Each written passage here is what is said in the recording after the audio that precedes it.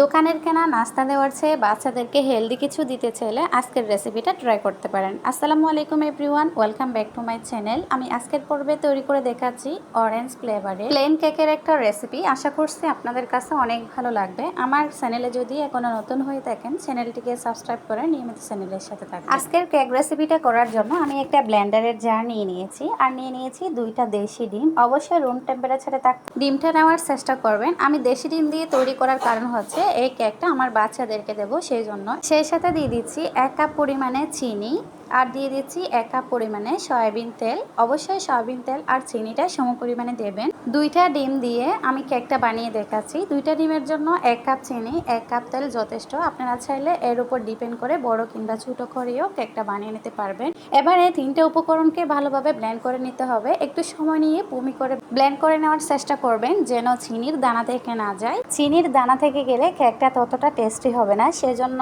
5 থেকে 8 মিনিটের মতো ব্লেন্ড করে নিলেই একটা পুমি ভাব চলে আসবে। তারপরে কিন্তু আপনারা এই ব্যাটারটা কেক তৈরিতে পারফেক্টলি ইউজ করতে পারবেন।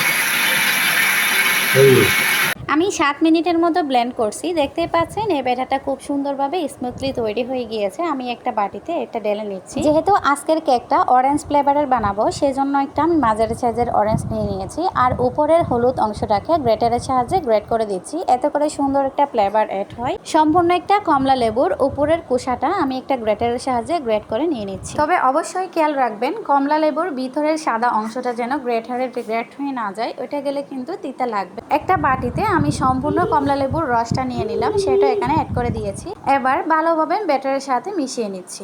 ব্যাটারের বাটিটা একপাশে রেখে দিয়ে অন্য একটা প্লেটের উপর স্ট্যান্ডার বসিয়ে নিলাম শুকনো উপকরণগুলো ছেলে নেওয়ার জন্য। অবশ্যই কেক বানানোর সময় শুকনো উপকরণগুলোকে ছেলে নিতে হবে। চাকনির উপরে আমি নিয়ে নিচ্ছি 1 কাপ পরিমাণে ময়দা। এখানে আপনারা অবশ্যই ময়দাটা অ্যাড করবেন, আটা দিলে কেকটা তেমন একটা ফুলবে না। নিয়ে নিচ্ছি 1 টেবিল চামচ বেকিং পাউডার, 1/4 চা চামচ নিয়ে নিচ্ছি বেকিং সোডা, যেটা খাবার সোডা নামে পরিচিত। এবার এই শুকনো উপকরণগুলোকে ভালোভাবে ছেলে নিতে হবে যেন কোনো দানা থেকে না যায়। শুকনো উপকরণগুলো চালা হয়ে গিয়েছে, এটা একপাশে রেখে দিয়ে আগের যে ব্যাটারটা আমি রেডি করে রেখেছিলাম সেটা নিয়ে নিচ্ছি। এবার অল্প অল্প করে শুকনো উপকরণ ব্যাটারের সাথে দিয়ে মিশিয়ে নিতে হবে। মানে একবারে শুকনো উপকরণগুলো দেওয়া যাবে না, একবারে দিতে গেলে দলা পেকে যাওয়ার সম্ভাবনা বেশি। তাই অল্প অল্প পরিমাণে দিয়ে ব্যাটারের সাথে আলতো হাতে মিশিয়ে নিতে হবে। আমি অল্প অল্প করে 3বার করে ব্যাটারে অ্যাড করছি শুকনো উপকরণগুলো আর মিশিয়ে নিচ্ছি। যে কোনো ধরনের কেক বানানোর ক্ষেত্রে আপনার ব্যাটারটা যতটা পারফেক্ট হবে আপনার কেকটাও ততটা সফট হবে, খেতে কিন্তু দারুণ হবে। এরই মাঝে কেকের ব্যাটারটা আমার সম্পূর্ণ রেডি হয়ে গিয়েছে। আমি একটা উপর থেকে দেখিয়ে দিচ্ছি এটা টেক্সচারটা কিরকম আসছে। স্কোয়ার শেপের একটা কেকের মোড় নিয়ে নিয়েছি আর একটা পাতলা কাগজ আমি মাপ দিয়ে কেটে ভিতরে দিয়ে দিলাম। এবার সামান্য পরিমাণে তেল দিয়ে ব্রাশ করে এবার সম্পূর্ণ ব্যাটারটাকে কেকের মোড়ের মধ্যে ঢেলে নিয়ে এভাবে একটু ট্যাপ করে দিচ্ছি যেন এয়ার বাবেলগুলো বের হয়ে যায়। এয়ার বাবেল থেকে গেলে কেকটা পারফেক্টলি বসবে না, সেজন্য আমি একটা কড়াই আগে থেকে 10 মিনিটের জন্য প্রিহিট করে নিয়েছি আর উপরে একটা স্ট্যান্ডার বসিয়ে দিয়ে এর উপরে কেকের মোড়টাকে আলতো হাতে বসিয়ে দিলাম। এটাকে লো হিটে আমি জাল করব 30 থেকে 35 মিনিটের মতো। তবে অবশ্যই কড়াইয়ের মুখটাকে সিল করে দেওয়ার চেষ্টা করবেন যেন ভাপটা বেরিয়ে না আসতে পারে। ভাপটা যদি বেরিয়ে আসে তাড়াতাড়ি হবে না। 30 মিনিট পর আমি চেক করে দেখতেছি কেকটা পারফেক্টলি হয়েছে কিনা। একটা শলার কাঠি নিয়ে নিলাম আর এটা ডিপ করলে যদি ক্লিন আসে বুঝে নিতে হবে আমাদের কেকটা হয়ে গিয়েছে। দেখতেই পাচ্ছেন 35 মিনিট পর শলার কাঠিতে অল্প পরিমাণে ব্যাটার লেগে গিয়েছে, তার মানে বুঝে যাচ্ছে এটা আরো 7 থেকে 8 মিনিট জাল দিতে হবে। ফিরে আসছি 7 মিনিট পর। দেখতেই পাচ্ছেন আমি শলার কাঠি দিয়ে আবারও টেস্ট করে দেখাচ্ছি কেকটা পারফেক্টলি হয়েছে কিনা।